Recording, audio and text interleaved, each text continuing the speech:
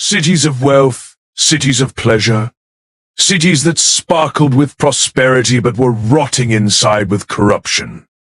Just like our nations now, which are filled with injustice, wickedness, and unrighteousness.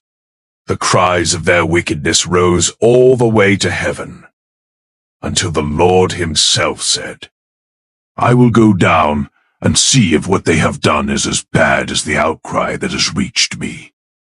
This is the story of Lot, his wife, and the destruction of Sodom and Gomorrah. A story of divine judgment, of mercy extended, of choices made, and of the tragic cost of looking back. Stay with me as we journey through Genesis 18 and 19 to witness one of the most dramatic events in the Bible and uncover timeless lessons for our lives today.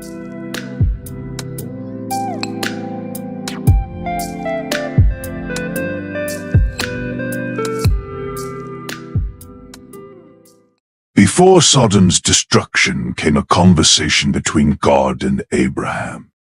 Abraham, the friend of God, stood before the Almighty, pleading for mercy on behalf of the doomed cities. In Genesis 18:23-25, Abraham asked God, Will you sweep away the righteous with the wicked? What if there are 50 righteous people in the city? Will you really sweep it away and not spare the place for the sake of the 50 righteous people in it? Far be it from you to do such a thing, to kill the righteous with the wicked.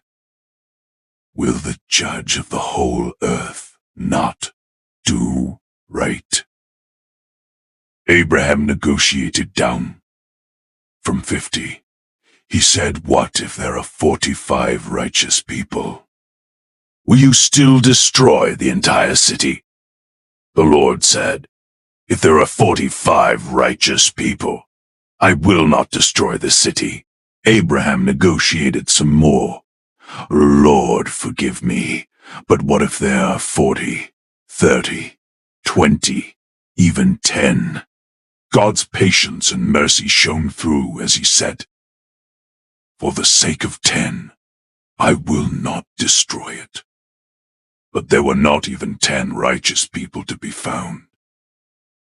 Abraham's prayer shows us the power of intercession. God listens to the cries of his people. Yet, it also shows the seriousness of sin. When corruption consumes a whole people, judgment is inevitable. But as you see in this story, for one righteous person, God can spare a whole nation. As evening fell, 2 angels arrived at the gates of Sodom. There, sitting in the city gate, was Lot, Abraham's nephew.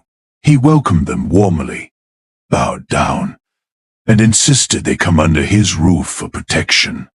But soon, the corruption of the city revealed itself. Lot took them to his house and offered them food, water, and all-round hospitality. Before they had gone to bed, all the men from every part of the city of Sodom, both young and old, surrounded the house. They called to Lot, Where are the men who came to you tonight? Bring them out to us so that we can know them. Lot tried to protect his guests, begging the men not to act so wickedly. He went out and shut the door behind him to plead with the men, saying, I have 2 virgin daughters, and I will bring them into you so you can do as you will to them, but please do not harm these men, for they are my visitor, and as such I am responsible for them. They said to Lot, Stand back. We will do worse to you than we will do to them. Despite Lot's pleas, the crowd grew violent, pressing against the door, trying to break it down. Finally, having had enough, the angels pull Lot inside and strike the men blind. Both small and great were blind and couldn't find the door.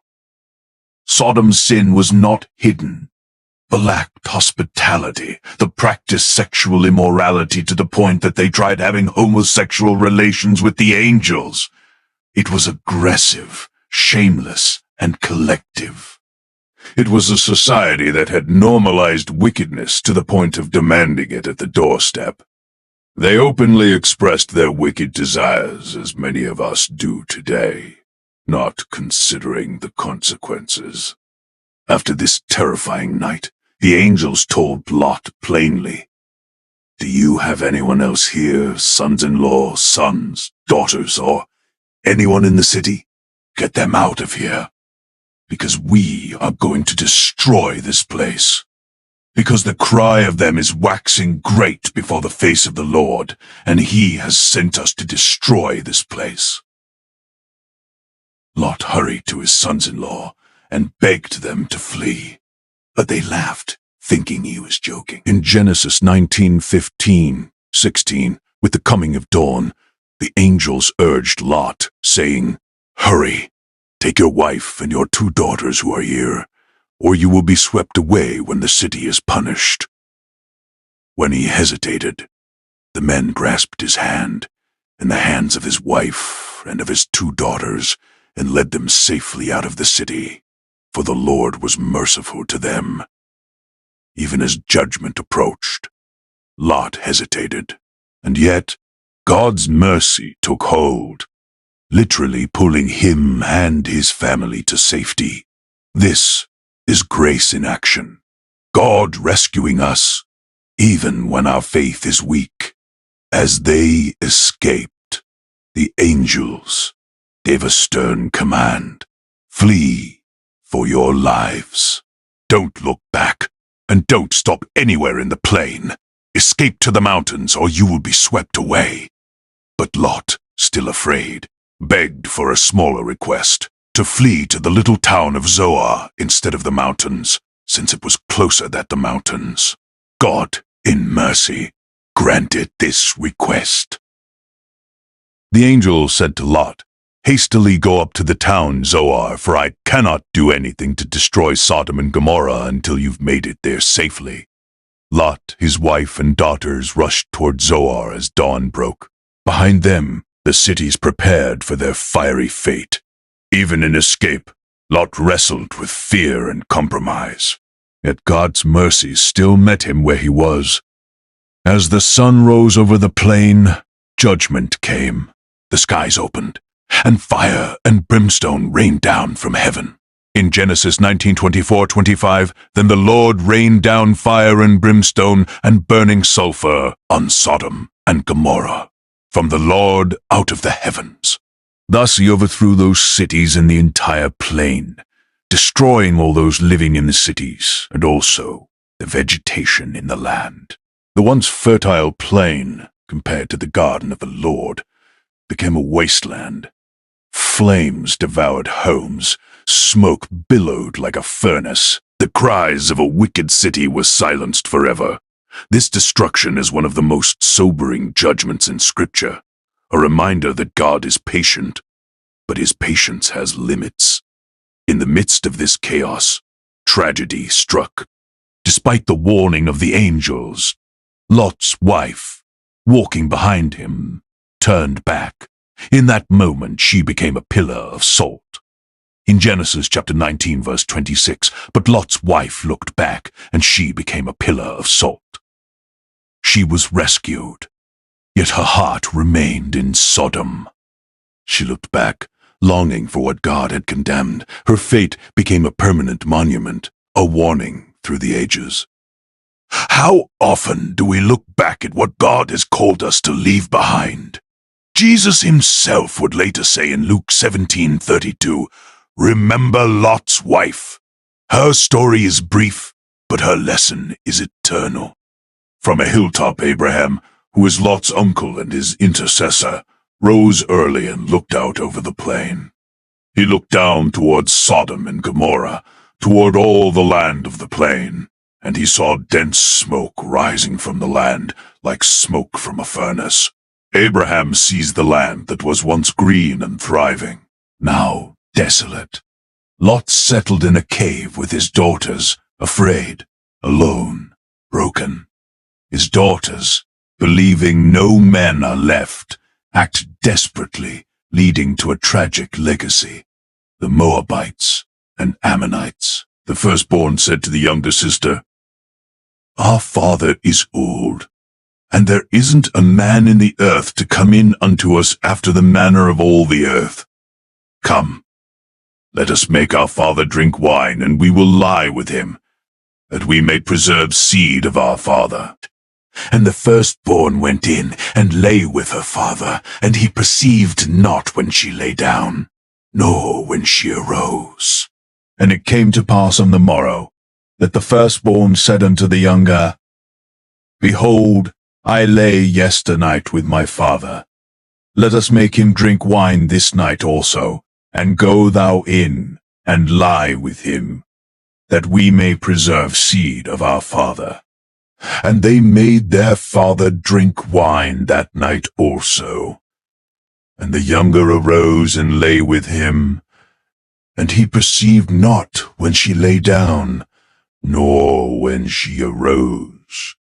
Thus were both the daughters of Lot with child by their father. And the firstborn bare a son, and called his name Moab. The same is the father of the Moabites unto this day. And the younger, she also bare a son, and called his name Ben-Ammi. The same is the father of the children of Ammon unto this day. We have much to learn from this, but here are a few lessons to note. 1. God's patience has limits. He delays judgment, but not forever. 2. The power of intercession. Abraham's prayer shows that the righteous can move God's hand. 3. The cost of hesitation. Lot almost lost everything because he lingered. 4. The danger of looking back. Lot's wife teaches us that attachment to sin can destroy us. 5. God rescues the righteous. Even in judgment, mercy shines through. The story of Lot, his wife, and the fall of Sodom and Gomorrah is more than ancient history. It's a mirror. A warning that sin destroys. A reminder that God's mercy reaches out even to the hesitant. And a call to move forward without looking back. Which path will we take? The path of destruction or the path of deliverance? Jesus said in Luke 17:32-33, "Remember Lot's wife. Whoever tries to keep their life will lose it, and whoever loses their life for my sake will preserve it." Thank you for joining me on this journey through Genesis 18 and 19. If this story has moved you, don't keep it to yourself. Share it, reflect on it, and remember, God is merciful, but he also calls us to leave behind what he has condemned. Until next time, stay rooted in the Word.